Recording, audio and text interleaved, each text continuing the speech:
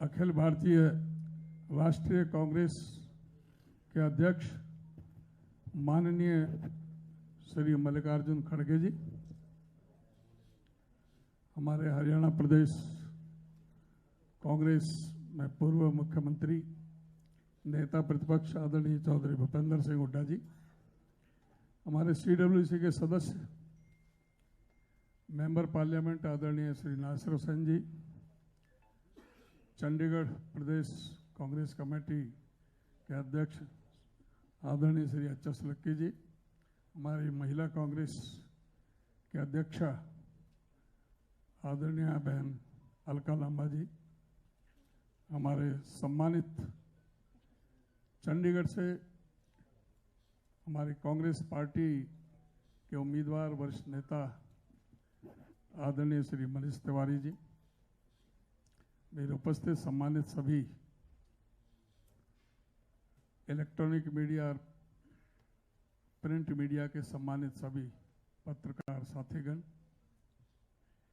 मैं हरियाणा प्रदेश कांग्रेस कमेटी की तरफ से हमारे राष्ट्रीय अध्यक्ष आदरणीय श्री मल्लिकार्जुन खड़गे जी का बहुत बहुत मैं अभिनंदन करता हूं, स्वागत करता हूं। ये हमारा सौभाग्य है कि आज वो चंडीगढ़ में यहाँ पर उपस्थित हुए और हमारे सभी हरियाणा प्रदेश के चंडीगढ़ की सारी मीडिया से बात करने के लिए वो यहाँ पर उपस्थित हुए हैं। मैं उनका बहुत बहुत अभिनंदन करता हूँ और मैं उन्हें आमंत्रित करता हूँ बगैर समय गवाए कि वो आपको संबोधित करें। माननीय श्री मल्लिकार्जुन खड़गे जी।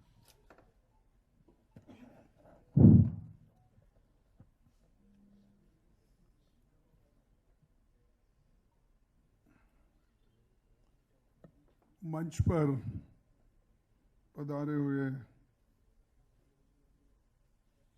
श्री भूपेंद्र हुड्डा जी, राजू शुक्ला जी, उदय भान जी, मनीष तिवारी जी, हरमिंदर लक्की जी और दूसरे मेरे साथियों और PCC के हमारे AICC के महिला कांग्रेस अध्यक्ष अलका लांबा जी और नासिर हुसैन जी। राजू शुक्ला तो पहले बोले भाई भूल कैसा सकते उनको, IPL है उन्होंने थोड़ा ही, उनको भूले तो खेल ही नहीं चलता ना। तो सभी हमारे दोस्तों और यहाँ पर पधारे हुए मेरे मीडिया के बंधुओं और प्रिंट मीडिया के भी हमारे दोस्तों, टीवी और यूट्यूब सभी के मैं सबका शुक्रगुजार हूँ और आप सभी को मैं धन्यवाद देता हूँ कि इस प्रेस कॉन्फ्रेंस को आप टाइमली आए, लेकिन मैं थोड़ा देर से आया इसलिए मैं क्षमा चाहता हूँ। लेकिन मेरा उद्देश्य सिर्फ एक ही था कि आपसे मिलके चंद बातें मैं अपने पार्टी की ओर से बताना चाहता था। और यहाँ हमारे जो उम्मीदवार है मनीष तिवारी साहब 40 साल में कोशिश कर के यहाँ पर पहली बार कंटेस्ट कर रहे हैं, तो उनकी इच्छा थी यहाँ से लड़ने की, लेकिन वो हो नहीं सका। लेकिन इस बार वो इच्छा पूर्ति हो गई है और भी हमारे पास दूसरे काबिल लोग भी थे, लेकिन अल्टीमेटली हमने पार्टी ने ये सोचा कि इस बार हमारे तिवारी साहब को यहाँ से लड़वाना, तो वो लड़ रहे हैं। लेकिन ये हरियाणा एक ऐसी जगह है, चाहे चंडीगढ़ हरियाणा मिल के रहने से मैं इसको अलग अलग नहीं समझता, और उसके साथ पंजाब भी रहने से बड़ा मुश्किल है कि एक तरफ पंजाब है, एक तरफ हरियाणा है, बीच में चंडीगढ़ है, और एक ही बहुत ही संपन्न स्टेटों में इसको भी गिना जाता है। लेकिन इतना संपन्न स्टेट होते हुए भी यहाँ पर भी अनएम्प्लॉयमेंट और यथास्थिति में बेरोजगारी के साथ महंगाई भी यहाँ पर भी है, सारे देश में भी है।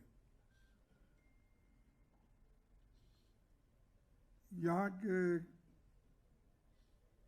बाहर के लोगों का तो ये समझ है कि यहाँ के सरकार के पास रिसोर्सेस बहुत है और अच्छी तरह से कोई किसी को बोझा न बनते हुए वो ठीक ढंग से सरकार चलाएंगे।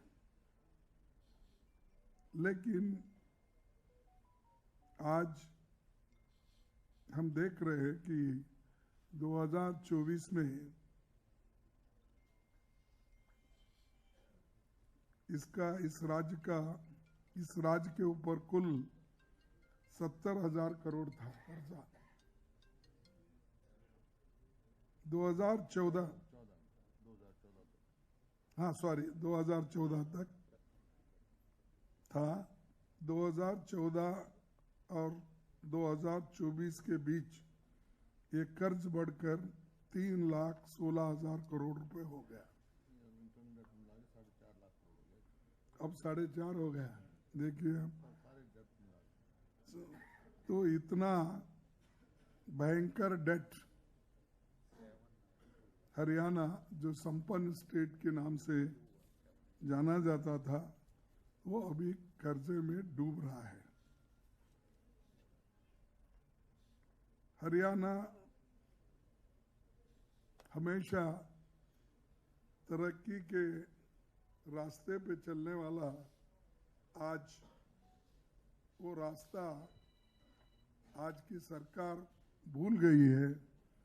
और हमेशा मोदी साहब तो यही कहते हैं कि मेरी डबल इंजन की सरकार है, और डबल इंजन की सरकार सब कुछ कर सकती है। और बहुत उन्होंने अपने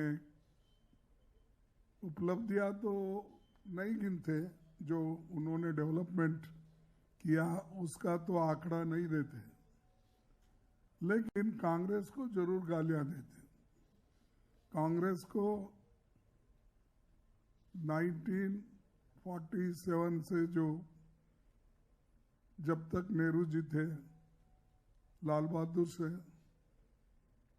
और इंदिरा गांधी जी थे, फिर उसके बाद में बीच में जब जनता गवर्नमेंट आई, उसके बाद में फिर राजीव गांधी जी आए, सोनिया गांधी और राजीव गांधी आए।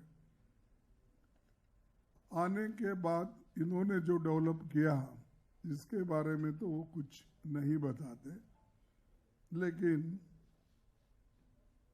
ये जो उनके 10 साल का है एडमिनिस्ट्रेशन, उसकी तारीफ बहुत करते हैं।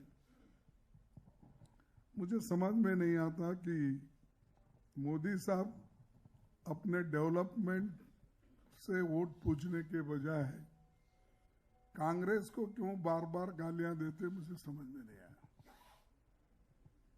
टीवी में मैं जब थोड़ा सा फुर्सत मिलता है तो सुनने की कोशिश करता हूं।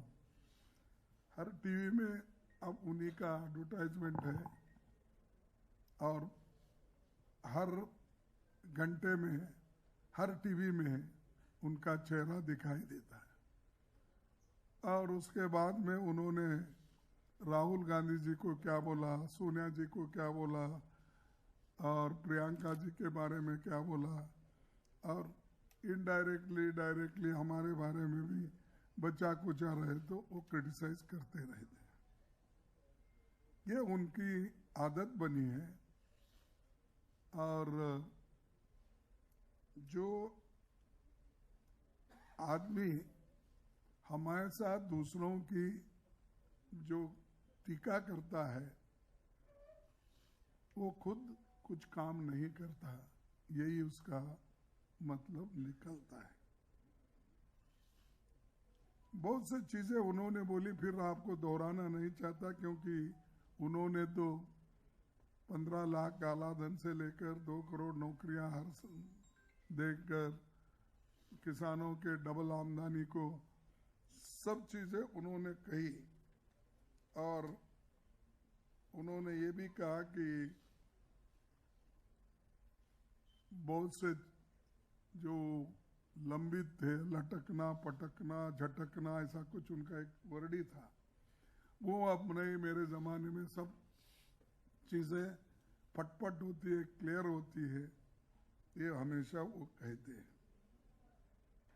और ये हरियाणा जैसे स्टेट में जो हमेशा मशहूर है, हरियाणा की एक सेक्युलर स्टेट भी है, और उसके अलावा 36 बिरादरी के लोग, 36 बराबर है ना? हाँ, बिल्कुल।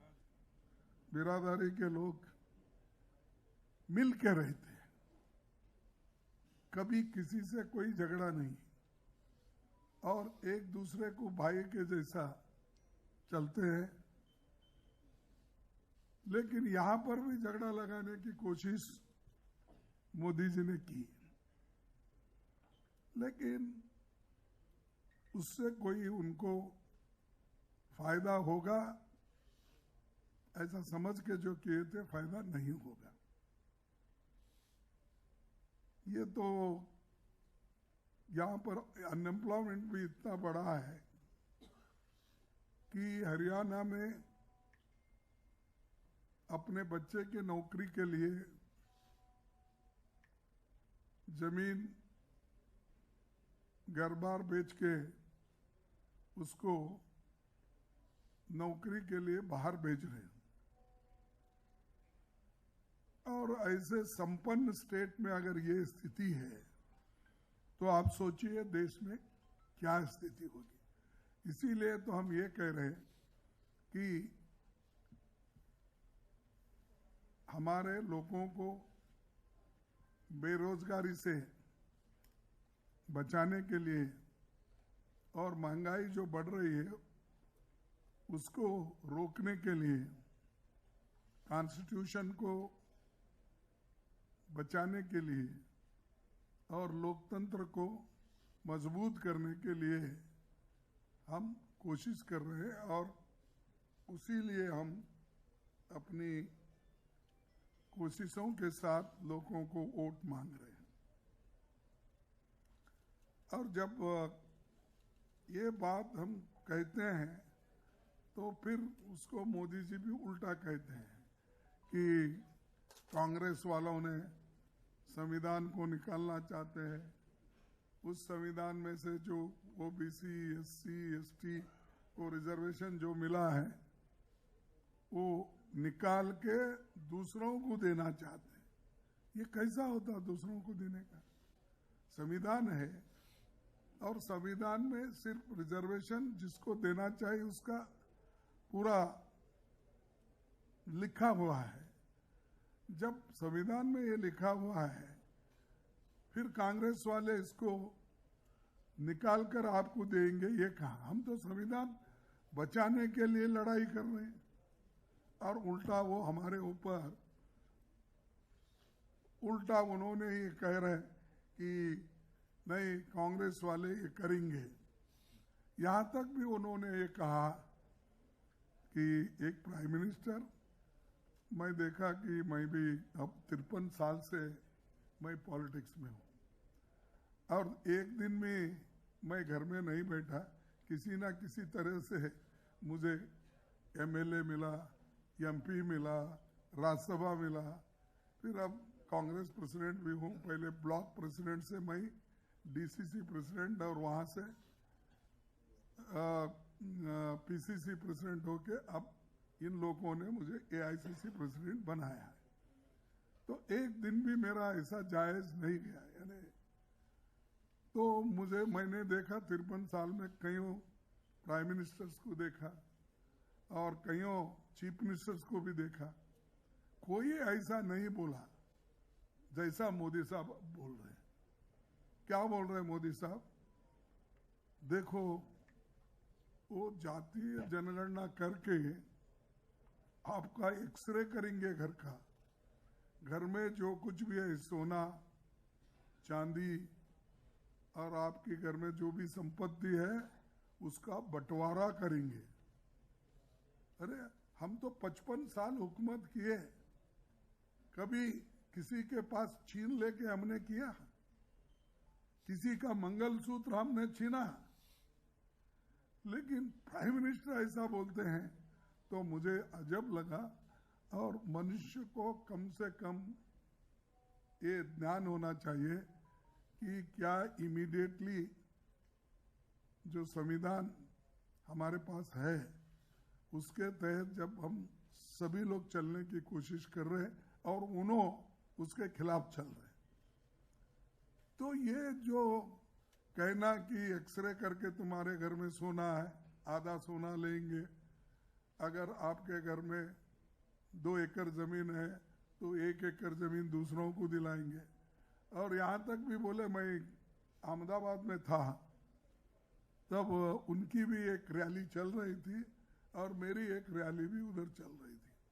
वहां तो उन्होंने अजब कर दिया, अजब गजब क्या बोलते हैं, कर दिया। क्या है? देखो मेरे गुजराती भाइयों, आपको दूध देने वाले गाय भैंस ये जो भी है और अमूल को आपने जो दूध बेच के अपने घर चलाते हो, तो कांग्रेस वाले सत्ता में आएंगे तो आपके पास अगर 2 भैंस है तो 1 भैंस मुसलमानों को देंगे। आप सुने होंगे, पढ़े होंगे या देखे होंगे। तो ऐसा प्राइम मिनिस्टर बोलता है, मेरे को ताजुब लगा। तुम्हारे भैंस, तुम्हारी मंगलसूत्र, तुम्हारा सोना चांदी, ये सब ऐसा बोल बोल के कितने दिन बेवकूफ बनाएंगे आप? पहले तो बनाए आप बेवकूफ, जो 15 लाख काला धन ला के सबको दे तुम बोले, फिर 2 करोड़ नौकरियां हर साल दे तुम बोले, ये एमएसपी देने की गारंटी बोले, फिर डबल इनकम किसानों का बोले, सब चीजें बोले, एक भी नहीं करे। उसीलिए मैं हमेशा उनको बोलता हूँ, झूठ मत बोलिए साहब। जो लोग समझदार है आप इतना झूठ बोले तो लोग थोड़ी ही आपको मदद करेंगे। हुआ 10 साल तो मिले आपको जो करना था वो तो सत्यानाश कर दी।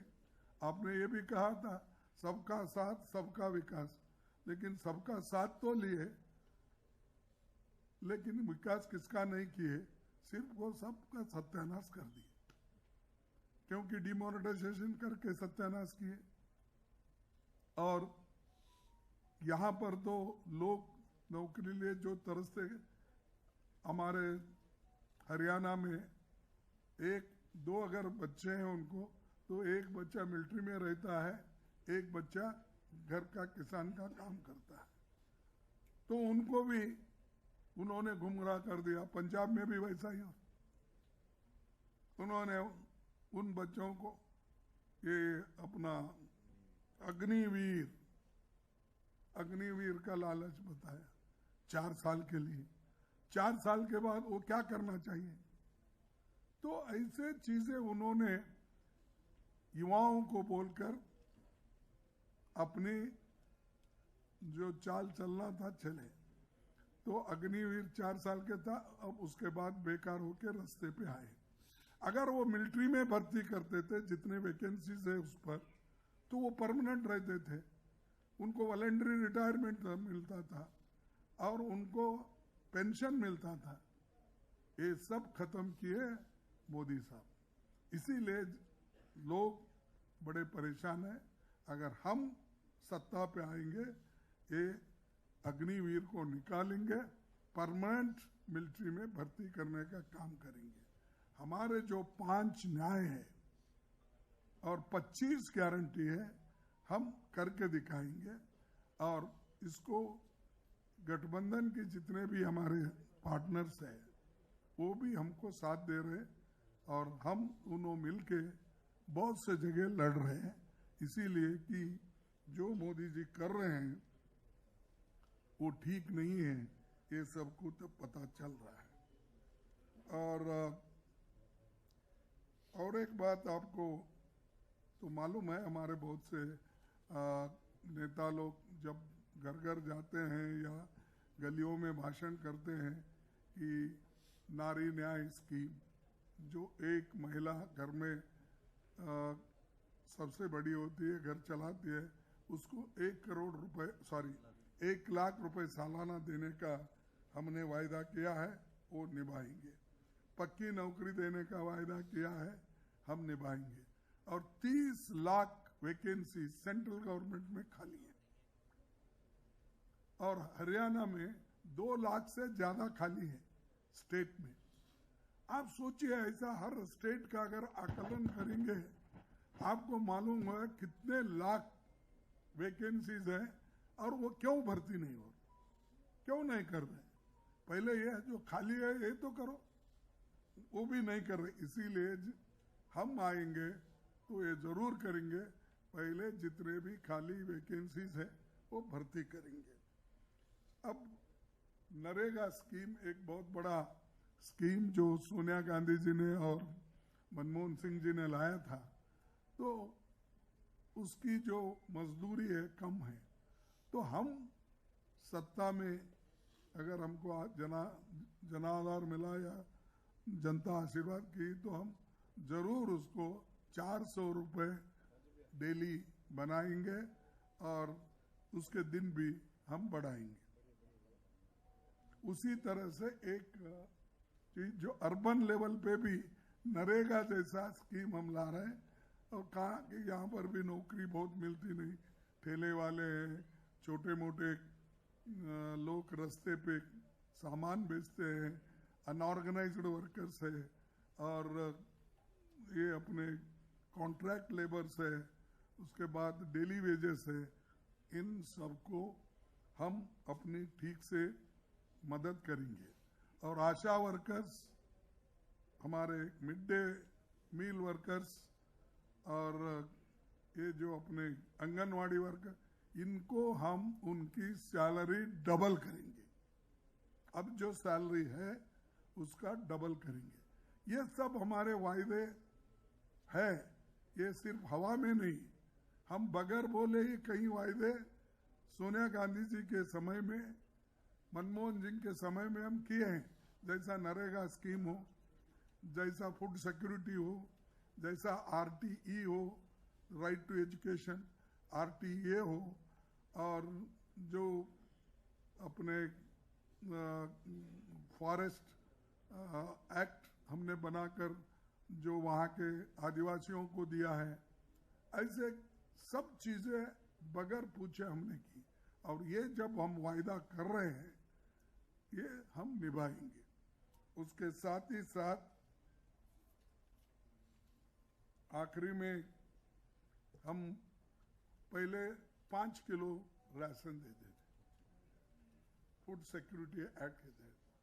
अब देने का हम 10 kg राइस फ्री देंगे, 10 kg, और ये हम निभाएंगे। अब कर्नाटक में हम कर रहे हैं, तेलंगाना में भी हम बढ़ा रहे हैं। उसी तरह से ऑल इंडिया लेवल पे जब हमारी सरकार आएगी गठबंधन की, तो ये चीज़ें हम करके दिखाएंगे। तो मैं इतना ही आपको कहना चाहता हूँ कि जितने भी हमारी गारंटीज हैं, न्याय है, और जो कुछ हम कर सके पहले वो तो करेंगे ही। लेकिन मोदी जी जो इतने झूठ बोल रहे हैं, क्यों बोल रहे हैं मुझे समझ में नहीं आया। क्योंकि उनकी सरकार आने वाली नहीं है, उतना नंबर उनको नहीं मिल रहा, इसीलिए हर जगह टीका टिप्पणी करते वो फिर रहे, और कोई डेवलपमेंट की बात कर रहे नहीं। तो इसीलिए हम चाहते हैं कि आपके माध्यम से इस बार गठबंधन को भारी बहुमत देके देश में प्रॉस्पेरिटी लाई है, देश में शांति लाई है, और देश में एकता की भावना रख के लोगों को आगे बढ़ने का मौका दीजिए। यही कह के मेरे 4 शब्दों को समाप्त करता हूँ। अगर कुछ बोलना है तो। साथियों, आपके सवालों के जवाब देने से पहले मैं चाहूंगा 2 मिनट हुड्डा जी भी अपनी बात रखेंगे।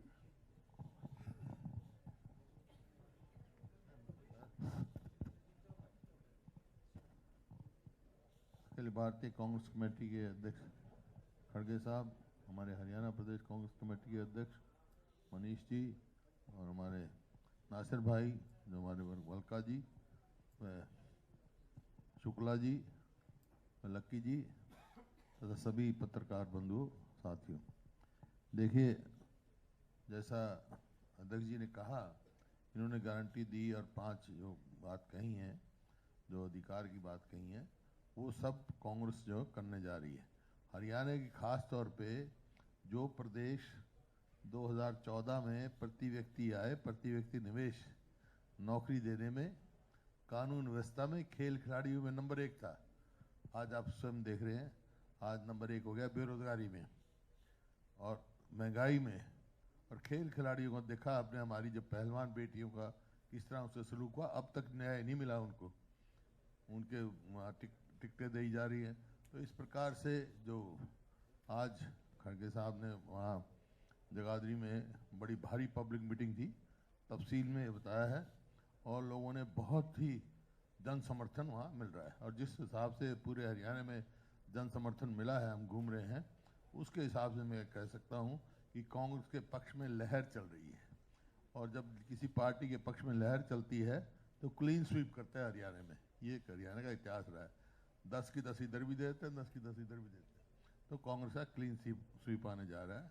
और आपसे यही मेरी रिक्वेस्ट है, भाई सवाल जो पूछेंगे आप एक एक करके हम बता देंगे, वो आप उस हिसाब से अध्यक्ष जी कहेंगे वो सवाल पे देंगे। मैं एक बार मैं अनुरोध करना चाहूँगा, हमारे जो चंडीगढ़ से कांग्रेस पार्टी के उम्मीदवार हैं, वरिष्ठ नेता हमारे मनीष तिवारी जी, वो भी अपनी बात रखेंगे। सम्मानित खड़गे जी, मंच पर विराजमान सारे ही आदरणीय नेतागण और इस सभागृह में आए सारे ही हमारे वरिष्ठ पत्रकार साथी, मैं सिर्फ 2 चीज़ें आपके समक्ष रखना चाहता हूं। सम्मानित खड़गे जी ने ये कहा कि प्रधानमंत्री श्री नरेंद्र मोदी ये कहते हैं कि उनकी 2 इंजन की सरकार है। चंडीगढ़ में उनकी 4 इंजन की सरकार थी। ऊपर गृह मंत्री, नीचे राज्यपाल, उनकी सांसद, 8 वर्ष उनका चंडीगढ़ की कॉरपोरेशन पे कब्जा। और पिछले 10 वर्ष में भारतीय जनता पार्टी ने चंडीगढ़ के विकास के लिए कुछ भी नहीं किया। मैंने निरंतर और लगातार पिछले 22 दिन से जो भारतीय जनता पार्टी के प्रत्याशी हैं उनको खुली चुनौती दी है कि आप एक सार्वजनिक मंच पर आकर मुझसे बहस कीजिए और ये बताइए कि पिछले 10 वर्ष में आपने चंडीगढ़ के विकास के लिए एक भी काम ऐसा किया हो जिससे लोगों को राहत मिली हो। पर वो बहस से भागते हैं और ये बात प्रमाणित करता है क्योंकि चंडीगढ़ एक पढ़ा लिखा शहर है, चंडीगढ़ एक बुद्धिजीवियों का शहर है कि भारतीय जनता पार्टी के पास कहने को कुछ भी नहीं है।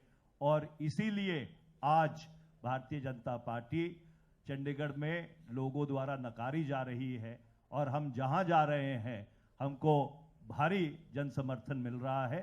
इन शब्दों के साथ मैं माइक हमारे जो हरियाणा प्रदेश कांग्रेस कमेटी के अध्यक्ष हैं उनके हवाले करता हूं। अब मैं अनुरोध करना चाहूँगा हमारे चंडीगढ़ प्रदेश कांग्रेस कमेटी के अध्यक्ष श्री एच.एस. लक्की जी, वो भी 2 मिनट में अपनी बात करें। धन्यवाद उदय भान जी। सबसे पहले तो मैं चंडीगढ़ में स्वागत करता हूं। हेलो, सबसे पहले तो मैं चंडीगढ़ में स्वागत करता हूं मल्लिकार्जुन खड़गे जी, हमारे राष्ट्रीय अध्यक्ष हैं, वो हमारे बीच में आए और मुझे पूरी उम्मीद है जिस तरह से कांग्रेस उनके अंदर दोबारा से पुनर्गठित होकर दोबारा से वो एक संजीवनी जैसे कांग्रेस को मिली है, इतने एक वर्कर से ब्लॉक प्रेसिडेंट से लेकर नेशनल प्रेसिडेंट बनने तक का सफर उनका है। और हम आज बहुत सौभाग्यशाली हैं कि चंडीगढ़ में आज वो आए हैं। इससे हमारे कैंपेन को और ज्यादा इम्पीटस मिलेगा। मैं माननीय पूर्व मुख्यमंत्री हुड्डा साहब का भी धन्यवाद करता हूं, उदय भान जी का जो हमारे हरियाणा प्रदेश कांग्रेस के अध्यक्ष हैं, मनीष तिवारी जी हमारे जो यहाँ से प्रत्याशी हैं, राजीव शुक्ला जी हमारे इंचार्ज हैं, नासिर हुसैन जी मेरे पुराने मित्र यूथ कांग्रेस के CWC के मेंबर भी हैं, और अलका लांबा जी जिनके साथ मैंने NSUI में काम किया और अब महिला कांग्रेस की राष्ट्रीय अध्यक्ष हैं, और प्रणव जी। मैं तो सिर्फ इतना कहना चाहता हूं कि आप सभी चंडीगढ़ से हैं, बेशक आप हरियाणा की बीट देखते हैं, पर आपने देखा होगा कि जिस दिन हमने नामांकन भरा था चंडीगढ़ के 50 साल के इतिहास के अंदर इतनी भीड़, और वो भी पैदल। जब भाजपा के प्रत्याशी ने भरा 200-300 गाड़ी लेकर 700-800 लोग निकले थे, 10,000 से ज्यादा लोग पैदल चले और बहुत ही डिसिप्लिन के साथ जाके नामांकन भरा। उसी दिन ये तय हो गया था कि चंडीगढ़ के अंदर जो कांग्रेस है वो भारी वोटों से जीतने जा रही है। बाकी हरियाणा के बारे में हुड्डा साहब जी ने आपको बता दिया है, 11-0 रहने वाला हरियाणा और चंडीगढ़ मिला के, ये बात मैं आपको कहना चाहता हूं। धन्यवाद। चलिए, हाँ जी, आपके सवाल जिन साथियों के प्लीज। खड़गे जी नमस्कार, मैं जितेंद्र चौधरी हूं, खबरें अभी तक न्यूज चैनल से। जी हुड्डा साहब इधर जितेंद्र। प्रधानमंत्री जी कह रहे हैं कि इंडिया अलायंस की अगर सरकार आएगी तो 5 जो मुख्यमंत्री हैं वो 1-1 साल करके बनेंगे। देश में जो है प्रधानमंत्री जो है 5 प्रधानमंत्री बनाएगी अगर इंडिया अलायंस आता है तो 1-1 साल करके। तो इस तरीके से जो है देश चलाना किस तरीके से जो है इस पर आप रिस्पॉन्ड करेंगे। और साथ ही उनका ये कहना है कि मैंने धर्म के नाम पर कभी भी देश को बांटने की बात नहीं कही है। बड़ी आपने भी टीवी इंटरव्यू सुने होंगे उनके, इन दोनों बातों पर आपका जवाब चाहिए। देखिए, अच्छा है, आप दिल पे हाथ रख के बोल रहे हैं, वो सच बोल रहे हैं। नहीं, आप बोलिए। मैं तो वो झूठे है बोली पहले बोला था, लेकिन आप उनकी सच्चाई साबित करने के लिए फिर एक मेरे पूछ रहे हैं, तो वो बोला मैं। ठीक है, देखिए, कभी भी अब हमारा तो रिकॉर्ड है, UPA 1 और UPA 2, ये अलग अलग पार्टियों की गवर्नमेंट भी थी। कांग्रेस के सिर्फ 140 थे और बाकी के लोग तो फिर बाहर से भी हमको मदद किए। फिर हम पूरा 5 साल कंप्लीट किए। उसके बाद हमको 208 मिले। उस वक्त भी चंद लोग फिर हमारे अंदर आए, हमारे साथ काम करे, फिर हम पूरे 5 साल चला। 10 साल एक ही प्रधानमंत्री, वो भी इस धरती में, पंजाब के धरती से आया हुआ व्यक्ति 10 साल इस देश को चलाया और आर्थिक स्थिति को बदल के उन्होंने दिखाया। ये 10 साल में कुछ नहीं कर सके और बार बार बोलते रहते वही। ये इनका हिसाब ऐसा है, मेरे लैंग्वेज में अगर बोलूं, पहाड़ खोद के चूहा निकालने वाले हैं, काम करने वाले नहीं है। सर मैं विशाल हूँ न्यूज़ 24 से। हाँ, विशाल हूँ न्यूज़ 24 से।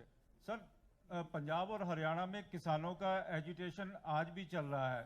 बेशक कांग्रेस ने कहा कि कानूनी तौर पर हम एमएसपी की गारंटी भी दे रहे हैं, लेकिन कल हरियाणा के मुख्यमंत्री मनोहर लाल खट्टर ने कहा कि पूर्व मुख्यमंत्री मनोहर लाल खट्टर ने कहा कि 2 करोड़ 2 लाख मतदाता हैं हरियाणा में, सिर्फ 80,000 ऐसे किसान हैं जो भारतीय जनता पार्टी का विरोध कर रहे हैं, वो भी कोई ना कोई राजनीतिक का लबादा ओढ़ के कर रहे हैं, और ऐसा ही हाल पंजाब में भी दिखाई दे रहा है। चलो आप इसको उत्तर दो। ऐसा है, ये हरियाणा के संदर्भ में आप कह रहे हो, कितने साथ दे रहे हैं ये 4 तारीख को पता लग जाएगा। सफाया है उनका, करके साहब बीजेपी पार्टी साफ है। आप अभी 5 चरण का जो मतदान हो चुका है, लगभग पूरे देश में जा भी चुके हैं, दावा भी कर रहे हैं एनडीए की सरकार बनाएगी। एक तो ये बताएं कि जो सर्वेज आ रहे हैं, सर्वेज में लगातार बताया जा रहा है कि जो बीजेपी और उसके समर्थक दल हैं उनकी संख्या 300 पार बता रहे हैं। एक तो आप कर रहे हैं कि एनडीए 400 पार नहीं, 400 पार तो दावा है, लेकिन सर्वेस को आधार बना के आप दावा कर रहे हैं कि इंडिया जो गठबंधन है आपका वो सरकार बनाएगा। आपके दावे का आधार क्या है? मेरे दावे का आधार आप पूछ रहे हैं, लेकिन उनका 400 का क्या आधार है आप पूछे होंगे उनको पहले ही। नहीं, आप कहाँ पूछते थे जाने के बाद। चलिए मैं बता रहा हूं कि जिस स्टेट में उन्होंने मैक्सिमम एमपीज लिए, अब उससे ज्यादा तो नहीं ले सकते, वो घटेगा ही, बढ़ेगा नहीं। अब उदाहरण के तौर पर मैं बोलूंगा, कर्नाटक में 1 एमपी हमारा आया था, आज 12-13 एमपीज आने का संभव है। आप किसी को भी सर्वे में पूछ सकते हैं, अगर वो बायस न हो। फिर तेलंगाना में हम 2 ही थे, आज हम वहां बढ़ रहे हैं, 10-20 मैं बोलता नहीं, बढ़ रहे, बड़ा हमारे आधार पूछ रहे। और तमिलनाडु में तो हम दोस्ती है हमारी सब डीएमके के साथ, वहां जैसा स्थिति है वैसा ही रहेगा, उससे हमको भी फायदा होगा। देन आप महाराष्ट्र आइए, इस गठबंधन, महाराष्ट्र की गठबंधन जो हमारी है, ऑल 3 जो ये अपना एनसीपी, शिवसेना और हम, वो कांग्रेस मिलके हम कर, वो भी बढ़ रहा है, मेरा एक ही था वहां। तो आप देखिए हर जगह, छत्तीसगढ़ में हमारी बढ़त है, कुछ नहीं था, 1 या 2, अरे आऊंगा वही। फिर उसके बाद में राजस्थान बढ़ रहे हम, 0 था वहां, 3। फिर उसके बाद मध्य प्रदेश में पहले 1 था, 2 थे, सॉरी, तो आज वहां कम से कम 4 या 5 आएंगे। अब हम मिनिमम पकड़ रहे हैं, हम हर जगह, हरियाणा, पंजाब और इवन उड़ीसा में हम वहाँ ज़्यादा ही लेंगे, 5-6 वहाँ पर है। उसके बाद में बिहार में हम गठबंधन में हैं, वहाँ पर भी हमारा परफॉर्मेंस अच्छा है। यूपी में इस बार हमारा परफॉर्मेंस, हमारा और एसपी का मिलके बहुत अच्छा परफॉर्मेंस है, वहाँ भी हम आगे हैं।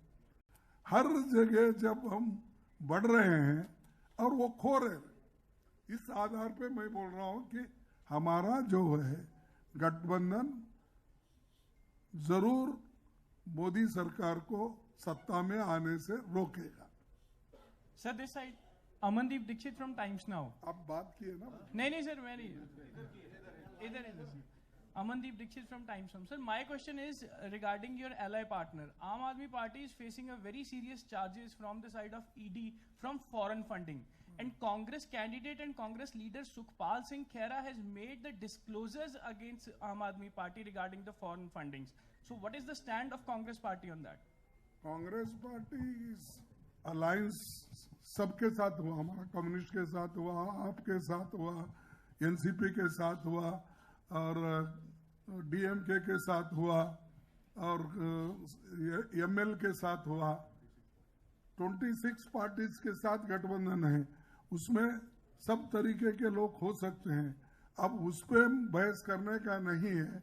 जो कानून का उल्लंघन किया उसको जो उनको शिक्षा मिलेगी वो बात और है, लेकिन यहाँ गठबंधन सरकार जो हम किए गठबंधन करके जो एक टीम बनाए हैं, वो टीम मोदी जी जो गड़बड़ कर रहे हैं, मोदी जी जो अब कम से कम 250 लाख करोड़ कर्जा 205 करोड़ 5 लाख इतने बड़े इसमें उन्होंने सिर्फ 10 साल में किया। पिछले का देखे तो 55 लाख। तो ऐसे चीजों को हम फेस करने के लिए गठबंधन बनाए हैं और हमारी गठबंधन काम करते रहेगी देश के हित में, जनता के। और ये जनता लड़ रही है मोदी जी के खिलाफ। यहाँ क्वेश्चन आपका उनका आने का सवाल नहीं है। खुद जब जनता लड़ रही उनको हम सपोर्ट कर रहे हैं। खड़के जी मैं राम सिंह बराड़ हूँ, अजीत समाचार अखबार से। राम सिंह बराड़ हूँ, राम सिंह बराड़। उधर राम सिंह जी नेक्स्ट आप बताइए। अब जून 6ठा और 7वां चरण बाकी है लोकसभा चुनाव में, जो मतदान का है 2 चरण बस बाकी है। हमने जो यहाँ ग्राउंड रिपोर्ट की देखी, उसमें जो लोग हैं, लोगों का कहना है, जो आम जनता है, जो आम पब्लिक से बात हमने की, उनका कहना है कि कांग्रेस पार्टी में और तो सब ठीक है, लेकिन उनके पास मोदी जैसा एक डायनेमिक लीडर नहीं है लीड करने के, उनके पास वैसा चेहरा नहीं है। तो इसको लेकर जो अब बाकी 2 चरण बचे हैं, जो आप चुनाव प्रचार कर रहे हैं, तो इससे निपटने का क्या है? और दूसरा एक राम का भी नाम लोग ले रहे हैं कि राम को वो लाए हैं और कांग्रेस पार्टी राम को जो है 27 वकील खड़े किए वगैरह वगैरह। तो इसके बारे में क्या कहेंगे सर? ये देखो,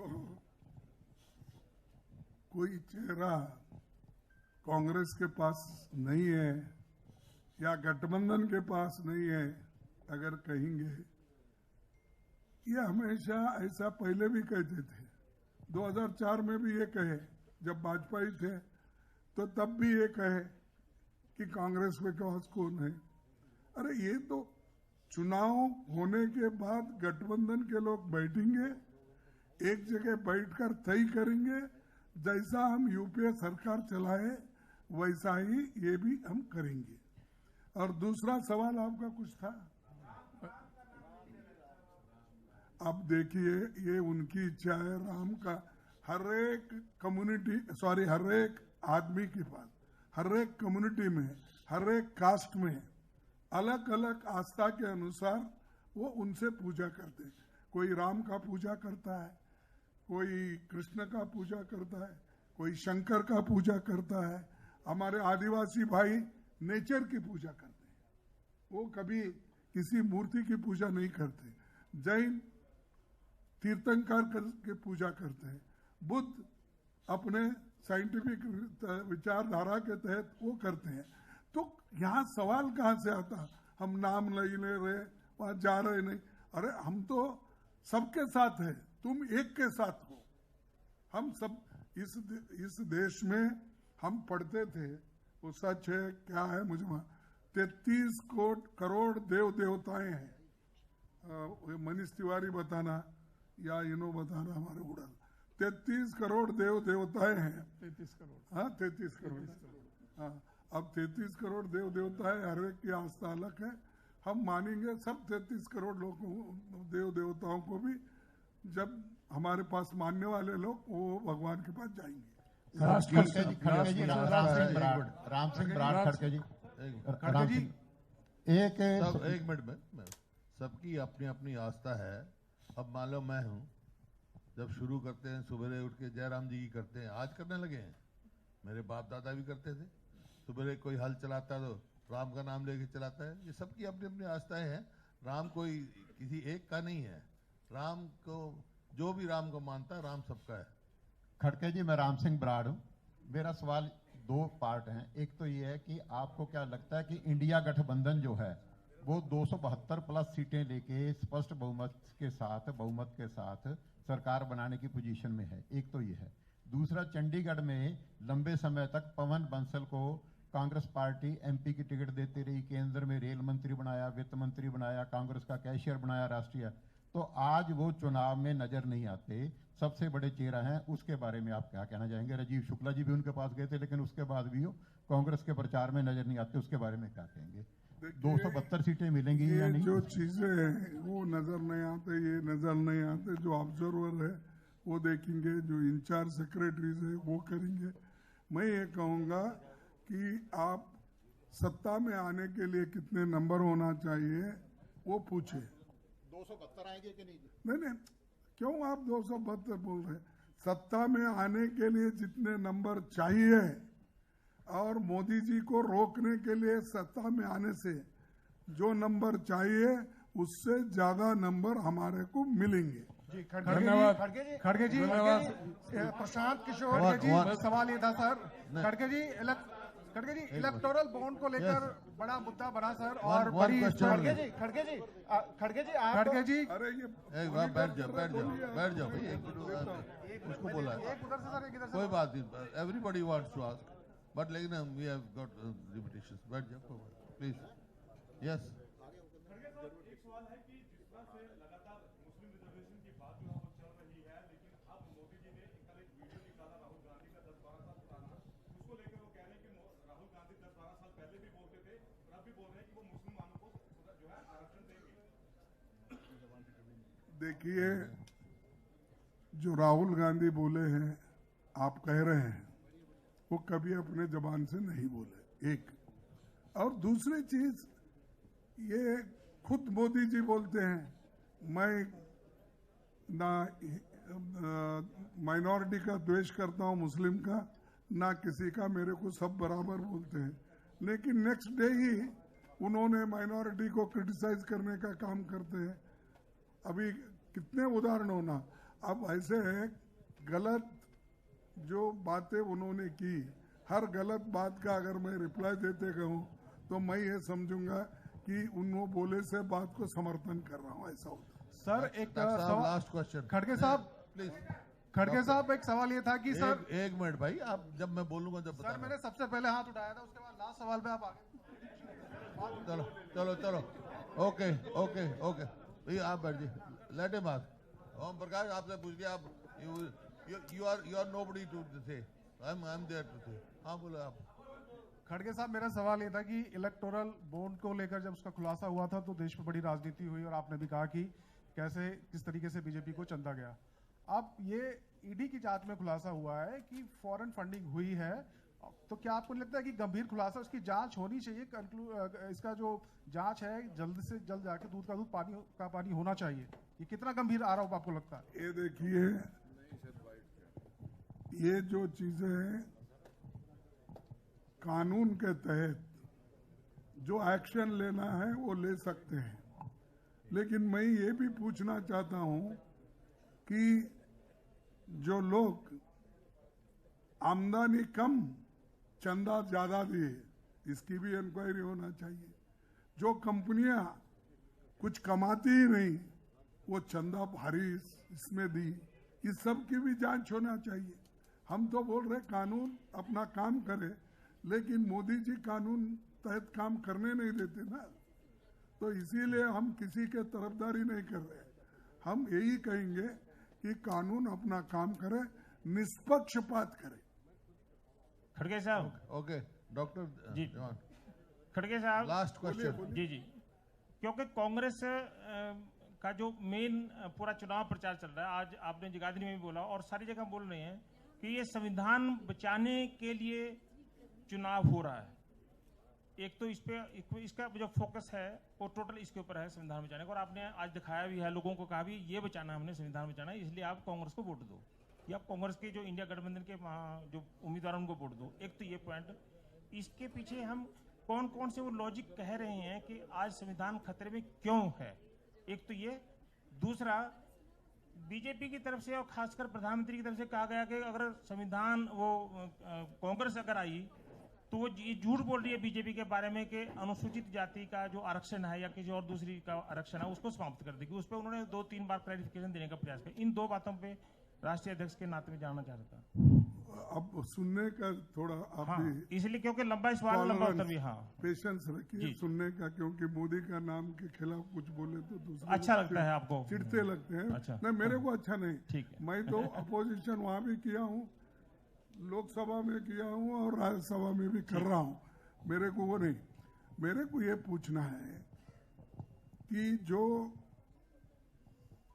संविधान के बारे में हम जो पूछ रहे हैं, हम ये बात नहीं उठाए। पहले कौन उठाए? सबसे पहले 2014 में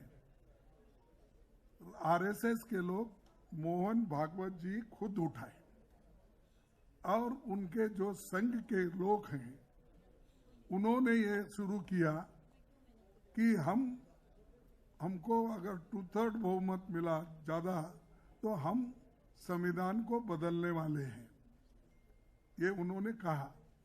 आज आपके पास वो है रिकॉर्ड। उसके बाद फिर दूसरे इलेक्शन में भी बोला उन्होंने कि हम संविधान बदल के रहेंगे। उसके बाद हेगड़े ने एमपी उनके कारवार के ओपनली बोला, हम अगर हमको मेजॉरिटी दो, मेजॉरिटी अगर हमको 400 सीट आपने दिया, 2/3 मेजॉरिटी होना पड़ता है संविधान को बदलने के लिए। तो उन्होंने कहा, और साक्षी महाराज ने कहा, और ऐसे महाराज बहुत है वहां जो, हाँ, लल्लू सिंह ने कहा, सबने कहा वो बदलेंगे। जब बात उनसे निकली है संविधान बदलेंगे, तो वो हमारे को इससे ये मालूम हुआ कि वो आहिस्ता आहिस्ता रिजर्वेशन खत्म करने की तरफ चल रहे हैं। एक कि उन्होंने सेंट्रल गवर्नमेंट में जो 30 लाख वैकेंसीज है वो भर्ती क्यों नहीं की? वो तो schedule caste, schedule tribes, backwards और इवन अब इकोनॉमिकली जो वीकर सेक्शन जनरल लोग हैं उनको भी 10% दिया गया। तो हमको ये संशय आया है कि जब 10 साल में बढ़ते बढ़ते 30 लाख तक नौकरियां गायब है, तो फिर आप SC/ST का कहां उद्धार कर रहे हैं? एक रिजर्वेशन इन प्रमोशन भी था, उसको भी आप इंप्लीमेंट नहीं कर रहे, और एक सेक्रेटरी केंद्र सरकार में अब तक नहीं बन रहा। एक जो जॉइंट सेक्रेटरीज बनते थे वो भी नहीं है। SC/ST इवन OBC तो ये भी नहीं। संविधान की बात कर रहा हूं मैं, तो ये तो उसमें सब लोग आते हैं, लेकिन ये मुद्दा मैं स्पेसिफिकली SC/ST OBC की बता रहा हूं। फिर उसके बाद में उन्होंने एक तरफ तो भर्ती भी नहीं किया, दूसरे तरफ जो प्रमोशन में इसमें उनको जगह देना था वो भी नहीं की। विद्यार्थियों को जो स्कॉलरशिप देते थे वो भी कम कर दिए, घटा दिए, और फॉरेन स्टूडेंट्स फॉरेन को भेजते थे वो भी कम कर दिए। यानी आहिस्ता आहिस्ता तुम उस कॉन्स्टिट्यूशन को कमजोर कर रहे हो, और उनको लोगों को जो मिलना है वो नहीं मिल रहा। एक, और दूसरी रही बात अपने संविधान के तहत जो संस्थाएं बनी, उसको क्या कहते हैं, ऑटोनोमस बॉडीज बनी, वो ऑटोनोमस बॉडीज को आप सबको इतना क्या बोलते हैं वो उसको काम कर डाइल्यूट किए इतना डाइल्यूट किए कि वो सिर्फ आपकी बात सुनता है, किसी कानून के तहत किसी की भी बात नहीं सुनता। तो मैं पहली बार देखा अपने 53 साल के जीवन में, पॉलिटिकल जीवन में, कि होम डिपार्टमेंट अगर ईडी जैसी जो बिजनेस ट्रांजैक्शन रूल्स में बदलाव करके ईडी जैसी संस्था को अपनी तरफ लेती है, ये फाइनेंस डिपार्टमेंट का काम है। यहां तक द कोऑपरेटिव डिपार्टमेंट, वो भी सब डीसीसी बैंक, वो ये सब उनके तहत आना। यानी जो चीजें जिस संस्थाओं में रहना चाहिए उस संस्था के तरफ से उसको इम्प्लीमेंट करना चाहिए, वो सब अपने पास लेकर सबको हरास कर रहे हैं।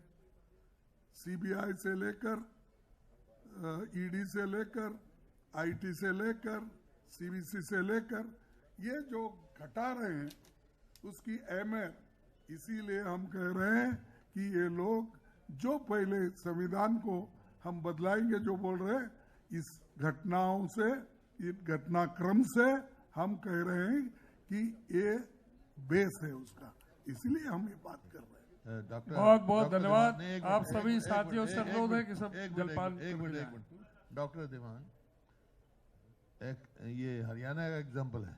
कौशल रोजगार निगम जो बना रखा है उसमें ना तो रिजर्वेशन है, ना मेरिट है, ना पक्की नौकरी है। This is what is happening. क्यों नहीं दे रहे भाई उसमें रिजर्वेशन, क्यों नहीं दे रहे? इसी वास्ते 2 लाख नौकरी पक्की खाली छोड़ रखी है, पर कौशल रोजगार निगम में क्योंकि वहाँ रिजर्वेशन भी नहीं है, पक्की भी नहीं है, पेंशन भी नहीं है। दिस इज व्हाट जो अध्यक्ष जी ने कहा, ये हो रहा है और कोई पर्पज उसका। थैंक यू बेईमान जी, थैंक यू।